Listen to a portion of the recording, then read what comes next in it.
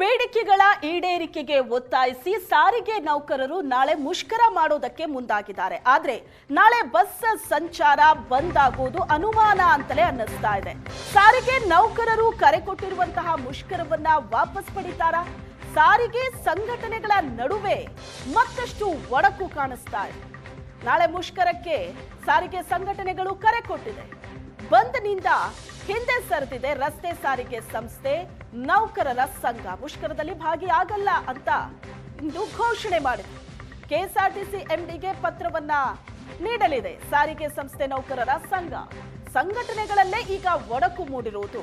ನಾಳೆ ಮುಷ್ಕರದಿಂದ ಹಾಗಾದ್ರೆ ನೌಕರರು ಹಿಂದೆ ಸರಿತಾರಾ? ಎಸ್ಮಾ ಜಾರಿಯಾದ್ರೆ ಅನ್ನೋ ಆತಂಕ ಕೂಡ ಇದೆ.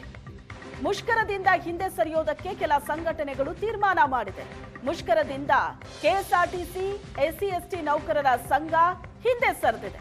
ಮುಷ್ಕರದಿಂದ ಮತ್ತೊಂದು ಸಾರಿಗೆ ಸಂಘಟನೆ ಕೂಡ ಹಿಂದೆ ಸರಿದಿದೆ. ಈಗ ನಾಳೆ ಬಸ್ ಬಂದ್ ಆಗೋದು ಬಹುತೇಕ ಅನುಮಾನ ಇದೆ. ಸಾರಿಗೆ ಸಂಘಟನೆಗಳಲ್ಲೇ ಒಡಕಿದೆ. ಹಲವು ಬೇಡಿಕೆಗಳ ಈಡೇರಿಕೆಗೆ ಆಗ್ರಹಿಸಿ ಹೋರಾಟಕ್ಕೆ ಮುಂದಾಗ್ತಾ ಇರೋದು. ಈಗಾಗಲೇ ಸಭೆ ಕೂಡ ವಿಫಲ ಆಗಿದ್ದು, ಇವತ್ತೇನಾದ್ರೂ ಸಾರಿಗೆ ಸಚಿವರು ಮತ್ತೆ ಸಭೆ ನಡೆಸಿ ಸಮಾಧಾನ ಆದ್ರೆ ನಾಳೆ ಮುಷ್ಕರ ನಡೆಯೋದಿಲ್ಲ.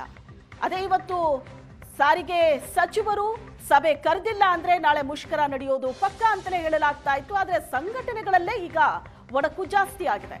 ಈ ಬಗ್ಗೆ ಹೆಚ್ಚಿನ ಡೀಟೇಲ್ಸ್ ಅನ್ನ ಕೊಡ್ತಾರೆ ನಮ್ಮ ಪ್ರತಿನಿಧಿ ಮುತ್ತಪ್ಪ ಸಂಪರ್ಕದಲ್ಲಿದ್ದಾರೆ.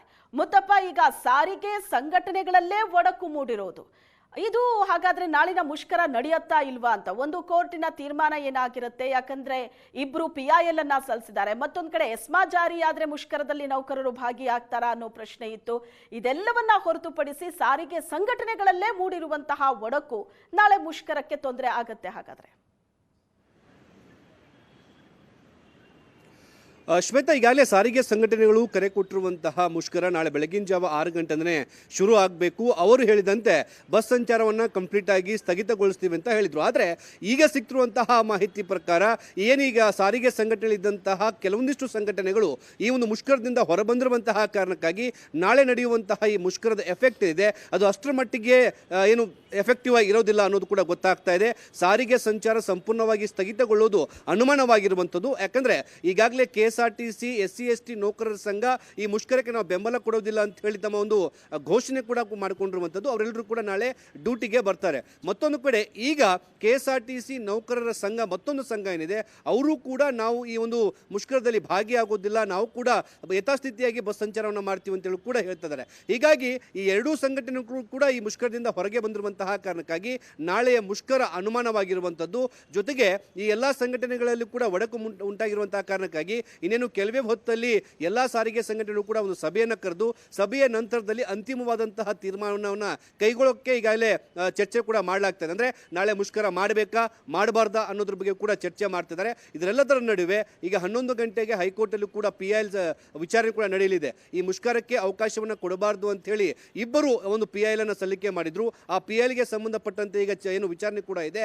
ಹೈಕೋರ್ಟ್ ಕೂಡ ಏನು ಸೂಚನೆ ಕೊಡುತ್ತೆ ಕೂಡ ಕಾದು ನೋಡಬೇಕಿದೆ. ಇದೆಲ್ಲದರ ನಡುವೆ ಸಂಘಟನೆಗಳಲ್ಲೇ ಈ ಒಂದು ಒಡಕು ಮುಂಟಾಗಿರುವಂತಹ ಕಾರಣಕ್ಕಾಗಿ ನಾಳೆ ಮುಷ್ಕರ ಅನುಮಾನವಾಗಿರುವಂಥದ್ದು.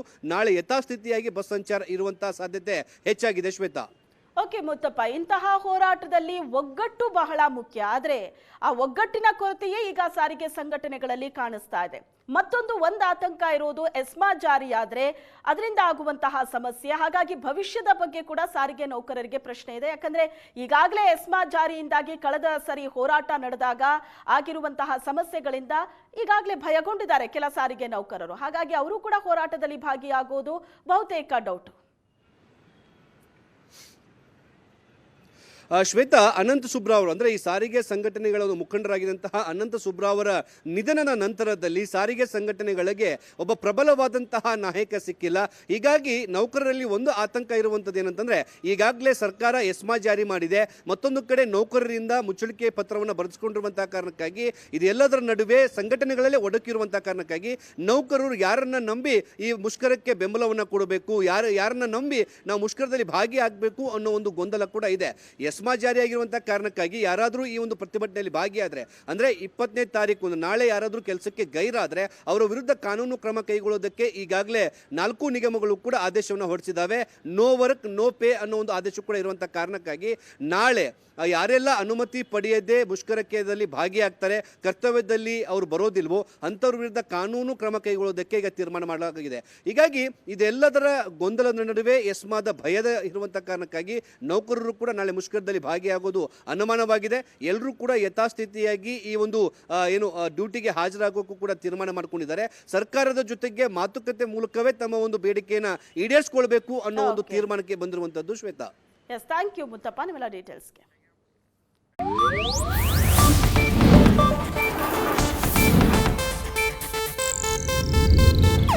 ಇದು ಏಷ್ಯಾನೆಟ್ ನ್ಯೂಸ್ ನೆಟ್ವರ್ಕ್ ಪ್ರಸ್ತುತಿ.